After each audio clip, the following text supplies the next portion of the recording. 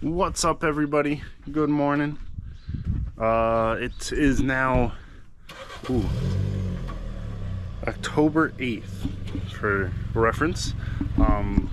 Today we're selling the ducks. Hannah's heading out.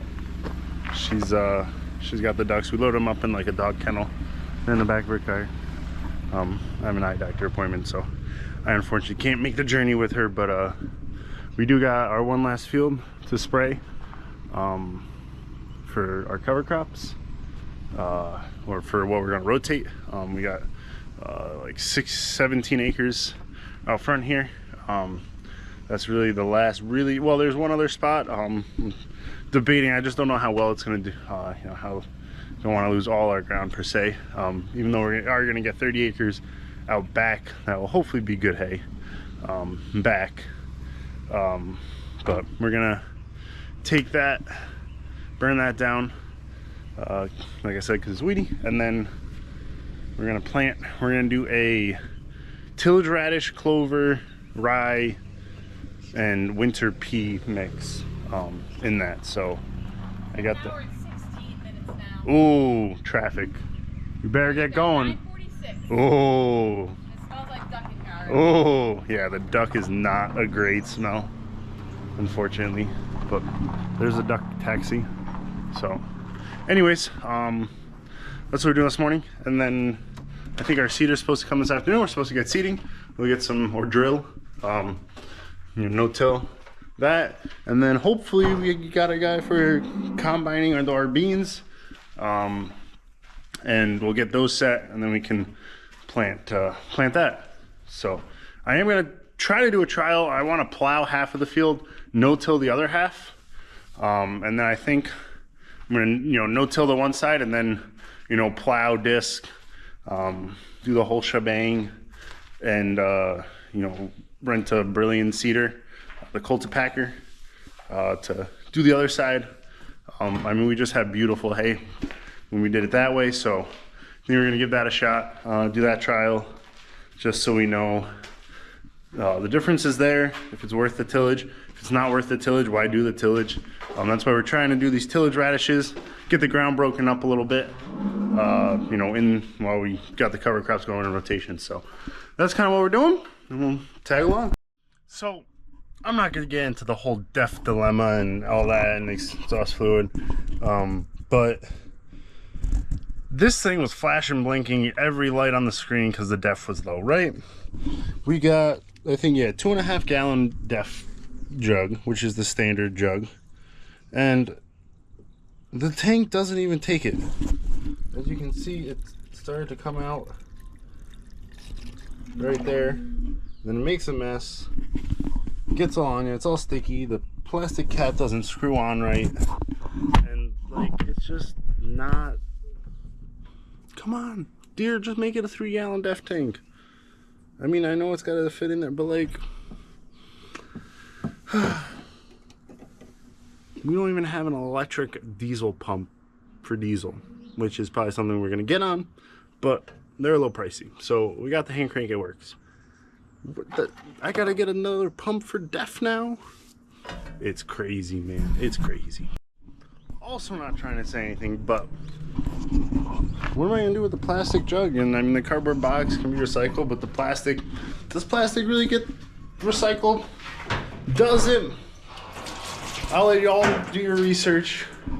I mean, some does, but in America, it comes down to money, and it's more economical just to use petroleum for plastics and make new. So I'm not trying to say there aren't companies out there trying to recycle, but all these jugs, and I mean, yeah, if I was a bulk container, you know, maybe better. Maybe I should just invest in one and have it for, you know, a year or 2 or 3, however much I'll use it, because I only use a little bit at a time. But is it really that beneficial? I know the atmosphere, but now we're just putting the plastic into the ocean, into the landfills. Who knows? Shipping it to India, maybe. No conspiracy theories, but I think Lala agrees. She doesn't like plastic. What's going on, everybody? Welcome back to a great Dude Perfect. No, just kidding. Yeah, we just had to switch this. So first off, this is a rental drill from our local county soil and water department. I think there's some coyotes out here. We actually just got this one. It's a 12 footer, so it makes drilling efficient. Yeah, it's a little broken, but you don't gotta worry about that. We just switched it from low range to high range. We're using the seed chart up here. We are doing a on this ground, we're gonna do a rye, mainly rye. It's 70-ish pounds per acre rye, and then we're mixing in a little tillage radish, a little something like 3 to 5 pounds of like a tillage radish clover mix. Really grease that up. God. Anyways, tillage radish clover mix, 3 to 5 pounds of that, 3 to 5 pounds per acre of that, and then yeah, we're gonna get rolling with this. Hopefully everything else works. I saw that the press wheels, the adjustments on those, you can see, well, yeah, for like ones like this, they're not even like set in the hole, so yeah, I'll have to keep an eye. Yeah, so I don't know the last guy, if he was, this is a rental, so it doesn't, you know, get passed around like a good old-fashioned, yeah. There's a couple, I think that end's the worst, but we're gonna get some seed loaded in here, lift it up, and we'll play with it while it's up. But yeah, it's a little dirty, but hopefully it'll clean off. We're going into pretty dry conditions, and we're gonna be you know, into grass that this was sprayed about a week ago. Is that about a week ago, I think. But we don't want to waste any acres with this. It's not cheap. I mean, this cedar new is like 46,000, and we can rent it 35 bucks an acre, so it's not cheap. I can't just run acres with it, but it's definitely cheaper than buying a new one at this current point in time. Maybe we'll find a used one, because I do like. Alright, so let's get an acre's worth of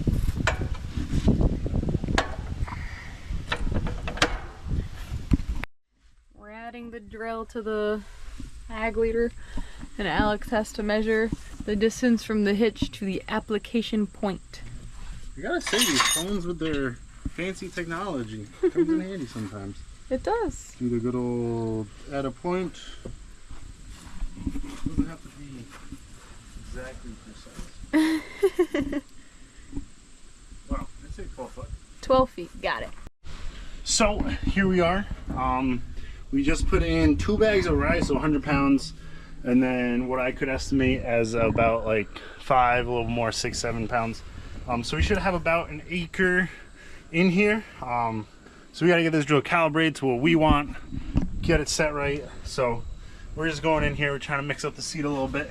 As you can see, it's not exactly mixed up, but so this is the rye, or the clover seeds, this little itty bitty seed. Or that's a tillage radish. Yeah, that bigger red seed. The little orange but yeah, the little orange ones. You know, those seeds are the clover. That's the rye. And then I just kind of go through, try to mix it up so we don't get strips of full rye and strips of clover. And yeah, so we try to spread it out. This does like come up. You know, but we're just gonna try to get it calibrated, because once you get it calibrated, then we should be all set for, you know, all the acres that we gotta cover. We did find a little present in the seed box. We do have some free seed. Not exactly sure what it is. I think it's probably like a triticale meat. I don't know. I think, yeah, she had said the last guy plants like a lot of triticale. So spring forage, if it's a dairy guy, he can chop it and go from there. Yeah, it's a mix of rye and wheat and sorghum, I think. I don't know, don't quote me, but yeah. So anyways, we're gonna get this going. Did you get the time lapse of this thing spinning? It was pretty cool, but yeah, we'll get that. So we got it in the GPS, and we're gonna hopefully get rolling. We got it set to what the chart says for rye. Usually it's like not even close, but we're gonna go with it. Start going and get to planting. We're gonna lift it up and clean off a bunch of this stuff first. Yeah.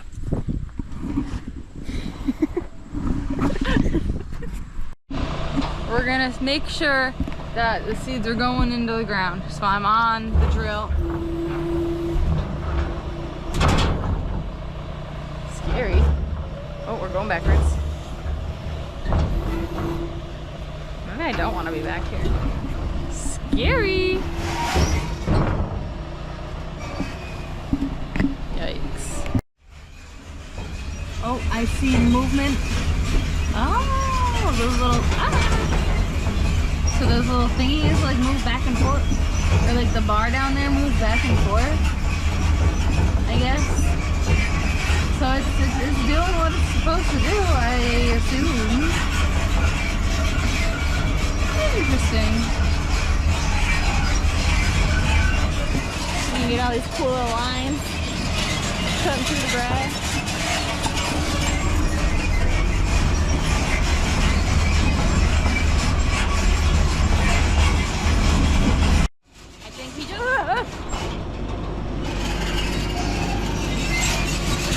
I don't know why he stopped sober. Oh, he picked up speed. Okay, yeah. And you can see all this stuff that he sprayed is starting to die out. I guess because it's cold out, it takes longer for like the plants to take stuff in. I don't really understand that, but Alex does. So that's good. But yeah, no, it looks like it's doing what it does. And yeah, oh yeah, you can see like the bar over there now. So, yeah.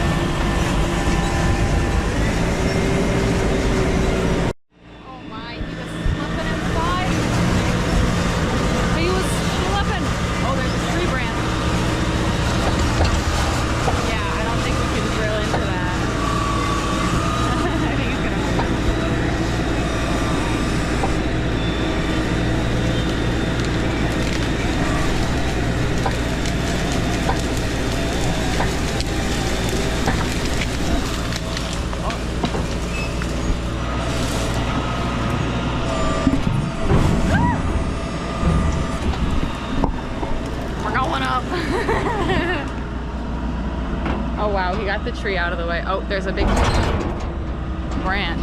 Maybe I'll...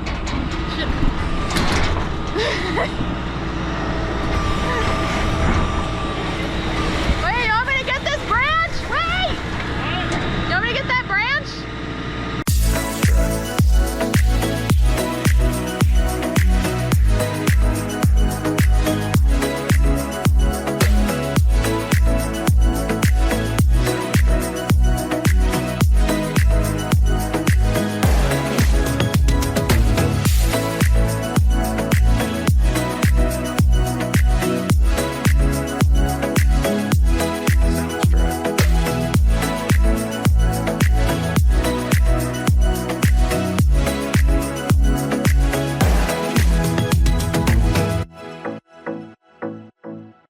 Soundstripe.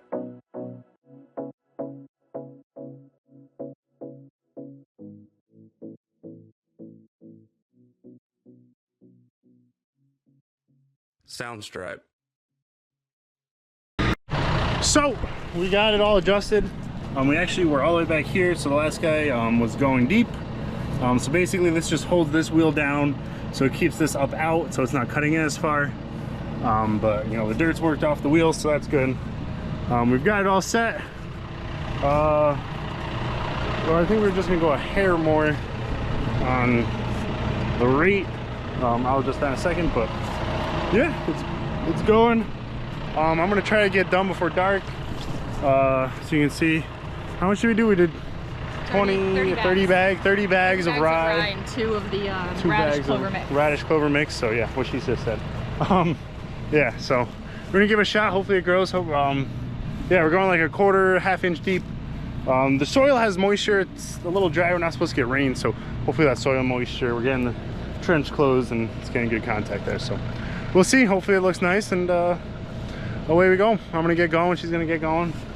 We're gonna get going. So like Alex said, I'm gonna get going. I'm going to aerate some fields for the horse farm right next to us. We're doing some field work for them again. So I'm gonna go aerate that until it gets dark. Then I'm gonna go milk fish, feed the babes, and come back to get Alex.